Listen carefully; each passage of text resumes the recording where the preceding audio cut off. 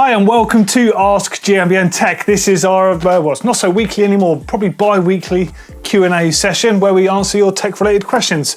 If you've got anything tech-related, please get involved in the comments underneath and yeah, we'll fire away. So a whole bunch of great questions assembled for you this week. So starting with from Dubin D-Fresh DJ. What do you DJ? With a name like that, probably drum and bass or trap or something. Interested to know. So, hi, a fan here. Can you explain what is the chainring offset about? Thanks from the beautiful island of Curaçao. Curaçao? I don't even know where that is. Hold on a second. Quick random Google search here. Let's open another tab. Paste that in there. Where is this? Oh, wow. Okay, so you're just off Venezuela and South America. Well, that's pretty special. Amazing to hear you're watching what we do from all the way over there. Fantastic. What's the ride like? That's amazing. I've never visited anywhere from Central America down. I would love to. Right, so you've got 3mm offset and you've got 6mm offset. Now, 3mm offset is what is associated with boost spacing. So that is 148mm rear axle spacing. 6mm offset is associated with 142 and even to an extent 135 before that. Now, it's all about achieving the correct chain line. So if you think with 148mm spacing, your cassette is moving slightly further across. So therefore, you have to counter that with the chainring movement there, just to make sure it gets in the correct position there. All about chain line, and of course, trying to achieve that chain line when you've got all the rim around the bottom bracket, that's essentially where that offset comes in. It's pretty simple, there's not much more to it than that. Now you can buy dedicated chain rings that have that built into them, or with the old style chain rings that are mounted via 4 or 5 bolts, you could actually space the chainring across, and you could actually get some stepped chainrings that did achieve the same thing. There's no more to it than that. It's all about chain line at the end of the day. Thanks for watching, by the way. Awesome to hear someone from all the way down there. Rad. When I say down there, kind of across for us. Sentes Gaming says, I have a bike with a non-clutch rear derailleur. My chain keeps falling off on big jumps. Is there any way to keep my chain on? Okay, so are you running a triple chain set on the front, a double chain set, or a single chain ring? You haven't said with that. If we assume for a minute you've got a single chain ring on there and your chain is falling off, then really the only way to keep on is a dedicated chain guide. You get a chain guide and it's almost irrelevant whether you have a clutch or not on the back. It's going to keep the chain in place on the chain ring.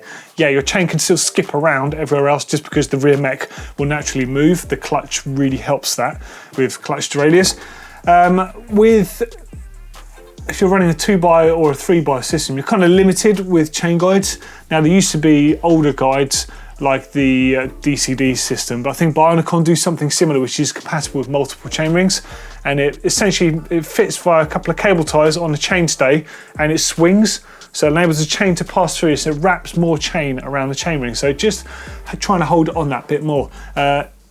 I think it wasn't exclusively by Bionicon. If anyone out there is running any kind of chain guide that helps a bit chain retention with a multiple chain setup, I'd love to know what you're using. Might be super beneficial here for Sentes Gaming. So let us know in the comments underneath and hopefully we can help you. But other than that, narrow eye chainring would be another option if you're running a 1x system. Definitely helps keep the chain on. I made a video, actually, there's going to be one in the link underneath, where I tried a narrow eye chainring with and without a clutch and a regular chainring with and without a clutch, just to see what really made a difference.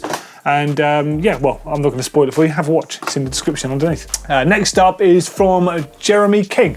Hey, Jeremy. I'm considering giving a coil shock a go. Good man. I've actually been playing around with coil shocks myself. I've just swapped this spring out for a different weight one just to try, but I'm actually going to go back because the 500 was a better weight for me. My bike currently uses an uncommon shock size, 230 by 62.5. 230 by 60 or 230 by 65 seem to be more common. Does the 2.5mm difference in travel really make much of a difference? And if so, should I go up or down in travel? PS, been in contact with the manufacturer, but they weren't much help. Okay, so the smaller number is the the shaft travel basically on there, and what can be done is an internal spacer fitted into the shock. So you're better off going for the longer travel one and having a spacer fitted in there. but I would definitely double check that that shock can fit in your frame first. So one of the first things that will happen with a slightly longer shock is it might not be possible to get it in there, in which case a dedicated suspension tuner, someone like TF Tune Shocks or Ride Fox, for example, or there's a number out there, Sprung Suspension in Forest Dean.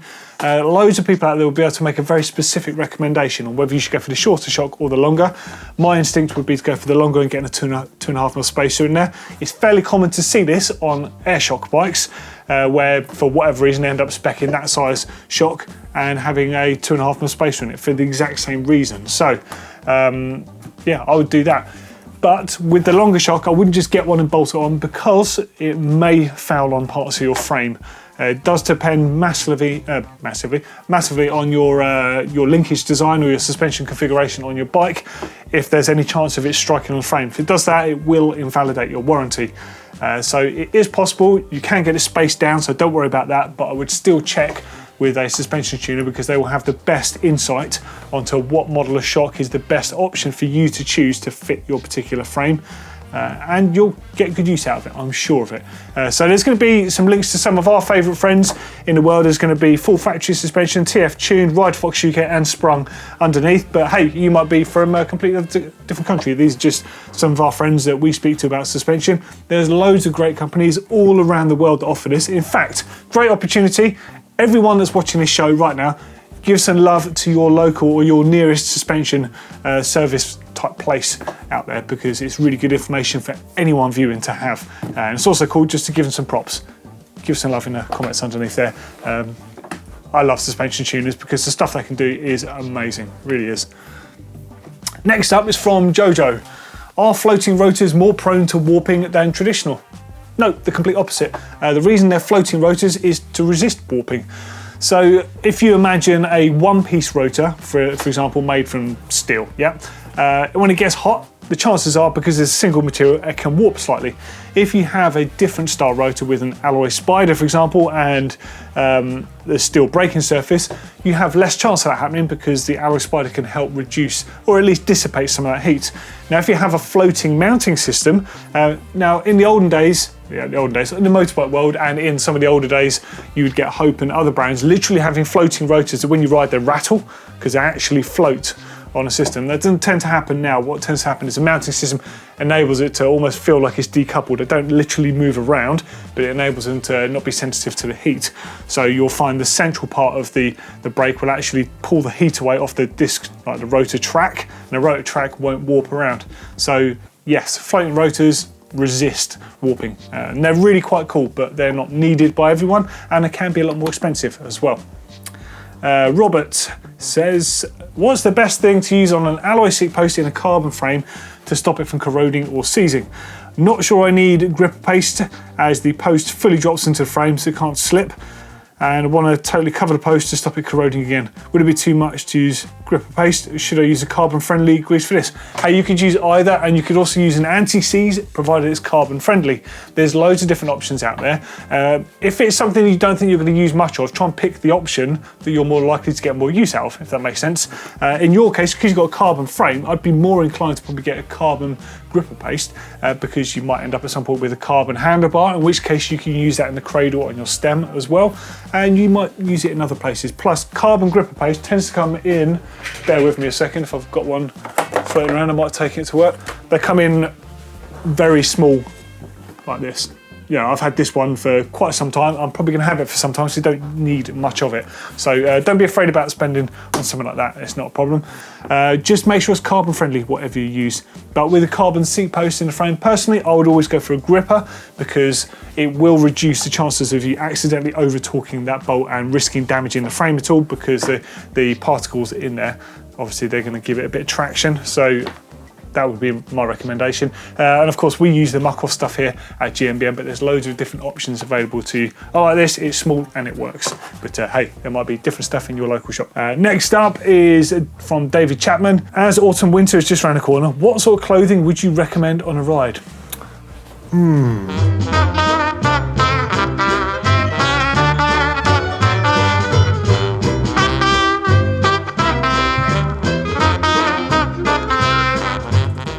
Okay, well this is different for everyone, and obviously where you're based. So in the UK, autumn doesn't tend to mean much of a difference in weather. It tends to get more humid, if anything, because you start to get the wetter months, but the temperature doesn't really change. So that means fogging up glasses. It means going out with too much clothes on and realising you're way overdressed.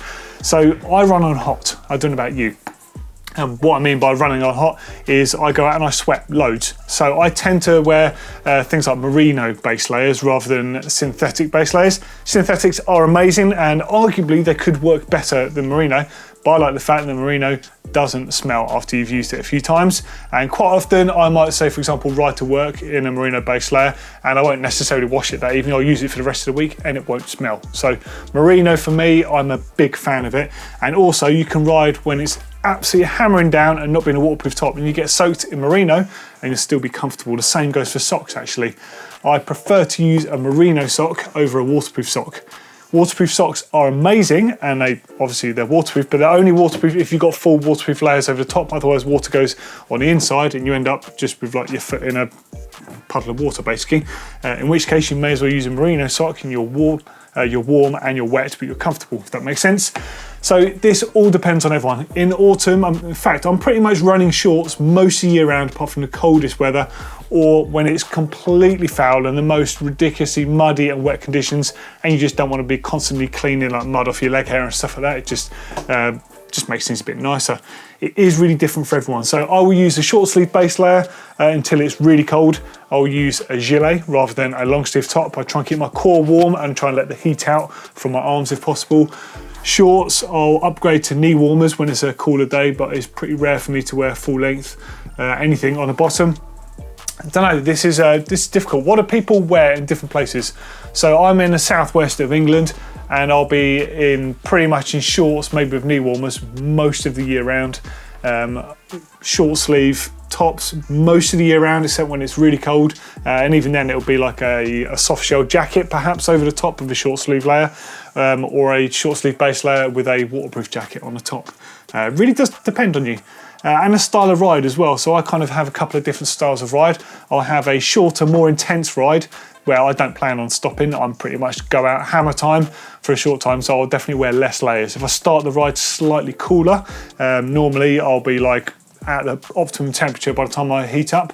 But then you get other rides where you want to take your time, you're out for a longer day, perhaps taking photos and doing some other stuff, bit stop-start. If you went out slightly cooler, you're going to get cold every time you stop. So you do need to counter that as well. Sometimes it's worth taking an extra layer with you in your bag. The best thing for that really would be some kind of packable gilet. It could be like a puffer jacket one, like a Patagonia or something like that, that's scrumple up tiny. Or it could be another style, but a gilet is good because you never tend to overheat on them. They're keen to keep just the core just right for you. Any feedback from anyone else down there is great. You know, don't just take this from me. I'm just trying to tell you what works for the conditions I ride in. But yeah, difficult. I wear waterproof shoes in the middle of winter. I absolutely love them, but until it's really, really cold, I'll stick to merino socks and my regular trail shoes. ME7 is my favourite shoe. It's a Shimano shoe, clip-in. When it's really foul, yeah, I'll go up to the MW7, so that's like the full waterproof Gore-Tex version of the same shoe, essentially. But it's quite big and clumpy, and you wouldn't want to use it when it's slightly warmer. No need. Gloves. I just take 2 pairs of gloves. I don't like waterproof gloves generally. I don't like thick winter gloves generally. I'll be running the same gloves as I do in summer, and if it's a really wet day, I'll take a spare pair with me basically. And if it's ridiculously cold, I'll sometimes take a pair of nitrile gloves, just like a set of these. And if you're stranded and you get super cold, stick these on under your riding gloves and you'll get hot hands really quickly. I wouldn't recommend riding them in all the time, but for those rides where you could get caught in the middle of nowhere and get really cold, they're a lifesaver, really, just to keep you back in order. Let's say, there you go. Sorry, fairly vague. I kind of jabbered on a bit there, but hopefully you get some insight there. Right, next up is from CJ Polino. How can you maintain a chain for longer use? Like if it rusts, what can you do to avoid rust in chains? Okay, well, for starters, get yourself a chain checker. Monitor the wear of the chain. Never wait until it needs replacing to replace it. if possible, because if you replace it before it needs replacing, the chances are you'll get 2 chains out of 1 cassette use, maybe even 3, depending on how hard you are on doing that. It saves money in the long run, and I would never throw that chain away because it's still got use in it, which means it's a good backup chain for the collection. Now, keeping your chain clean is the first sign. As soon as it's got mud and gunk in there, in fact, here's a shot on screen of my dirty rear derailleur jockey wheels. You can imagine how dirty my chain was as well. Obviously my bike's nice and clean now. But that is a combination of oil, greases and things that have been on the trail and on the road, road salts, mud, just everything. It sort of ends up being like a grinding paste. You imagine your chain, each link moving with that sort of paste in there. That's not a good thing, is it? So it's going to wear it out. So keep your chain as clean and degreased as possible, and lubricate it with the best lubricant you can for the conditions you ride in. That might be wax for you if you ride in really dry conditions. It might be dry lube, it might be a wet lube, whatever the best one is for you. That's about it, really. With the rust, really, you've got to use a water displacer. So rust will only happen if you leave your chain wet. It's not going to happen when you're out riding. So when you get back from your ride, even if you don't have the chance to sort of clean and lubricate your drivetrain, have some sort of water displacing spray. So I've got some here. This one's bike spray. Basically it's got a corrosion inhibitor in there, and you spray it and it flushes out any of the moisture that's in there. It's going to sit on the chain, and it has got like a small amount of lubricant in there. Not enough to lubricate your chain as an out and out lube, but that's going to keep your chain in great condition until you lubricate it next and head out riding. It's something that I pretty much live using in the winter, because let's face it, you just can't physically wash your bike every single time you ride it because there's just not enough time in the day to do that. So that's a great sort of stopgap to keep your bike going. I have heard that Coca-Cola, the full fat, the red ambulance version, the one that saves you from hangovers, not the Coke Zero, not the Diet Coke, the full fat Coke can strip rust off many things. I've not actually tried it. I watched a video once of a guy taking rust off the bumper. I think he had a Dodge Ram or something like that, and it just made me think, oh, that's pretty cool. I wonder if we could do the same with a chain. In fact, if anyone's done it with a chain, let me know down there if it's even worth trying. I want to do that with a few things in a video because it's kind of interesting, and I'll probably never drink this stuff ever again, actually, if it takes rust off metal. But hey, that's just what I hear. Next one's from Carlos. Why do brakes that run on mineral oil and dot oil have separate bleed kits? Why does no one use just a single bleed type? Okay, well, the oils aren't compatible really, and nor are the systems. So dot oil, you could say it's corrosive. It's a governed, it's like an authentic sort of oil. Department of Transportation has to be regulated because the fact it's used in cars and like vehicles, we rely on safety. I mean, brakes are a safety thing, but because it's a sold item like that, mineral oil isn't governed. Now, some people think, oh, that makes mineral oil not as good, but technically it could be better because someone like Magura, we'll use as an example, they use mineral oil, but what it enables is they can develop an oil that's specific to their system. It's not a generic oil that they make the system around. It's like they have developed it. So arguably that could be a better approach. But the systems are different, the seals on them are different. If you put dot oil in a mineral system, it's probably going to leak after a while because it's going to be corrosive and just eat its way through the seals. Now with the syringes themselves, arguably you could use the same syringes and different hardware on them, but you'd have to make doubly sure that they're fully cleaned every time because you wouldn't want any contaminating oil from either system in either set of brakes. For that reason, why would you have that mad hassle? Just have a mineral set and a dot set. It's not a crazy thing to ask, I don't think, if you've got 2 different systems on bikes. If it bothers you that much, just have a single system on your bikes. But there you go, not worth the contamination in my eyes. I would just have one of each and just keep them just for that use. Don't be persuaded to use them for anything else like grease or other types of oil like fork oil or anything. Have different syringes for different use. It's the best way to do it. And the last question, this is a great one actually. So this is from Hardtail Flow. Where should I start if I want to build my own frames, and in brackets a hardtail? Do you know, Blake built a hardtail in his garage, right? Yeah, right, it's a bit bendy, it's a bit rough around the edges, but the coolest thing is he did this completely by himself with no prior experience other than a bit of sort of welding with bike racks and things like that. He'd never actually done a bike frame before. He did a bit of reading and did it at home. He didn't even use a jig, and I actually made a video on this because to start with, I thought, oh, it doesn't belong in a tech channel because it's not like mega tech. But the whole thing is, it's a guy that built a bike at home in his garage which I just think is incredible. So I went to see Blake, went riding with him, I had a quick go on the bike, and I was amazed actually, and it's actually inspired me to want to make a hardtail. So massive thanks to Blake for that. Anyway, he made a real cool video over on GMBN about doing it, and I've made a bit more of a nerdy one on GMBN Tech, which should be coming out quite soon. If not, it might be out by the time this video is out. I lose track of where we are, to be honest. And yeah, I've been thinking about the same thing. So there's various ways you can do it. You can do apprenticeships. There are places like the Bicycle Academy. There's a link just down at the bottom of the screen now, one in the description underneath. And you can do frame building courses there. In fact, there's loads of bespoke frame building courses. There's loads in the UK for sure. So there's going to be loads in Europe and loads around the world. They're really the places to do it. Unless you want to do a completely solo project and learn on the way. It's something I want to do. So I can't give you the best advice because I've not done it. Until I've done it, I can't give you that advice. But I'm excited about doing it. And if anyone in the comments underneath has any sort of suggestions of where I should do it, this might give you some ideas as well, by the way. Let me know. GCN made a bike over at the Bicycle Academy, and it's quite near to us, so logically it feels like the obvious place to go because it's quite close. But I'm well up for traveling somewhere else and doing it. You know, we can make some cool videos. You know, I'd obviously probably make a hardtail as well, like you are.